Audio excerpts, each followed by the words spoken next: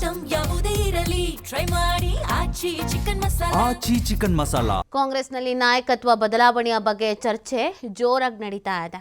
ಈ ಚರ್ಚೆ ನಡುವೆಯೂ ಸರ್ಕಾರದ ಸಾಧನಾ ಸಮಾವೇಶ, ಸರ್ಕಾರಕ್ಕೆ 1000 ದಿನ ಪೂರೈಸಿದಂತೆ ಹಿನ್ನೆಲೆಯಲ್ಲಿ ಬೃಹತ್ ಸಮಾವೇಶ. ಹಾವೇರಿ ಹೊರವಲಯದ ಅಜ್ಜಯ್ಯನ ಗುಡಿ ಪ್ರದೇಶದಲ್ಲಿ ಸಮಾವೇಶವನ್ನು ಹಮ್ಮಿಕೊಳ್ತಾ ಇದ್ದಾರೆ. ಭೂ ಗ್ಯಾರಂಟಿ ಸಮರ್ಪಣಾ ಸಾಧನೆ ಹೆಸರಿನಲ್ಲಿ ಸಮಾವೇಶ.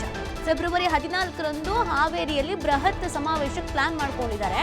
ಈ ಸಮಾವೇಶದಲ್ಲಿ ಸುಮಾರು 1 ಲಕ್ಷ ಜನರಿಗೆ ಹಕ್ಕುಪತ್ರಗಳ ವಿತರಣೆಯನ್ನ ಮಾಡಬೇಕು ಅನ್ನೋದು ಇವರು ಪ್ಲಾನ್.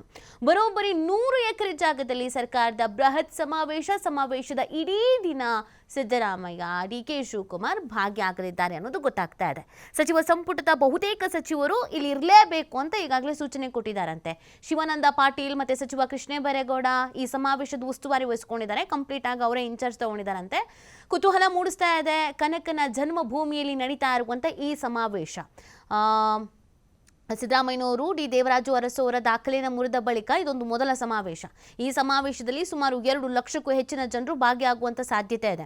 ಈ ಹಿನ್ನೆಲೆಯಲ್ಲಿ ಅಂತಿಮ ಹಂತದಲ್ಲಿದೆ ಸಮಾವೇಶದ ಸಿದ್ಧತೆ ಕಾರ್ಯಗಳು. ಸಿದ್ದರಾಮಯ್ಯನವರು ಒಂದು ದಾಖಲೆ ಬ್ರೇಕ್ ಮಾಡಿದ್ರು, ಅದಕ್ಕೊಂದು ಪ್ರೋಗ್ರಾಮ್ ಮಾಡಬೇಕು, ಕಾರ್ಯಕ್ರಮ ಮಾಡಬೇಕು ಅಂತ ಪ್ಲಾನ್ ಮಾಡ್ಕೊಂಡಿದ್ರು. ಬಟ್ ಬೇಡ, ಇನ್ನೇನು ಸ್ವಲ್ಪ ದಿನನೇ ಇದೆಯಲ್ಲ, ನಾವು ಅದ್ರ ಬಗ್ಗೆನೇ ಸ್ವಲ್ಪ ಫೋಕಸ್ ಮಾಡೋಣ, ಅದೇ ಸಮಾವೇಶ ಮಾಡೋಣ, 1000 ದಿನ ಪೂರೈಕೆ ಅನ್ನುವಂಥ ನಿಟ್ಟಿನಲ್ಲಿ ಅಂತ ಪ್ಲಾನ್ ಮಾಡ್ಕೊಂಡಿದ್ರು. ಅದಕ್ಕೆ ಈ ಒಂದು ಸಿದ್ಧತೆಗಳು ಬರದಿಂದ ಸಾಕ್ತಾ ಇದೆ.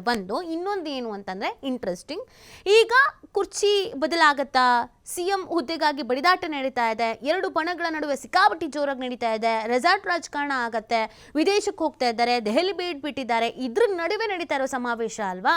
ಹಾಗಾಗಿ ವೇದಿಕೆ ಮೇಲೆ ಎಲ್ಲ ಹೆಂಗ್ ಕಾಣಿಸ್ಕೊಳ್ತಾರೆ, ಯಾರ್ಯಾರು ವೇದಿಕೆ ಮೇಲೆ ಇರ್ತಾರೆ, ಅಲ್ಲಿ ಒಟ್ಟಿಗೆ ನಿಂತು ಏನಾದರೂ ಮೆಸೇಜ್ ಪಾಸ್ ಮಾಡ್ತಾರಾ, ಅಥವಾ ಅಲ್ಲೂ ಕೂಡ ಮುನಿಸು ಕಾಣಿಸ್ಕೊಳುತ್ತಾ, ಕಾರ್ಯಕರ್ತರಿಗಿರುವ ಗೊಂದಲ ಬಗೆಹರಿಸುವಂತದ್ದೇನಾದ್ರೂ ಇಲ್ಲಿ ನಡೆಯುತ್ತಾ, ಹೈಕಮಾಂಡ್ ನಾಯಕರು ಅಂದ್ರೆ ಕಾಂಗ್ರೆಸ್ನ ಹೈಕಮಾಂಡ್ ನಾಯಕರು ಯಾರಾದ್ರೂ ಬರ್ತಾರಾ, ಏನಾದ್ರೂ ಹೇಳ್ತಾರಾ, ಏನ್ ಸ್ಟೇಟ್ಮೆಂಟ್ ಕೊಡಬಹುದು, ಎಲ್ಲವೂ ಕೂಡ ಕುತೂಹಲಕ್ಕೆ ಕಾರಣವಾಗ್ತಾ ಇದೆ. ಬಿಜೆಪಿಗರು ನೋಡಿದ್ರೆ ರೆಸಾರ್ಟ್ ರಾಜಕಾರಣ ಅಂತಿದ್ದಾರೆ. ಇದ್ರ ಮಧ್ಯದಲ್ಲಿ ಇವರು ಒಂದು 2 ಲಕ್ಷ ಜನ ಸೇರಿಸ್ಕೊಂಡು ಸಮಾವೇಶ ಮಾಡಬೇಕು ಅಂತ ಪ್ಲಾನ್ ಮಾಡ್ಕೊತಾ ಇದಾರಲ್ವಾ.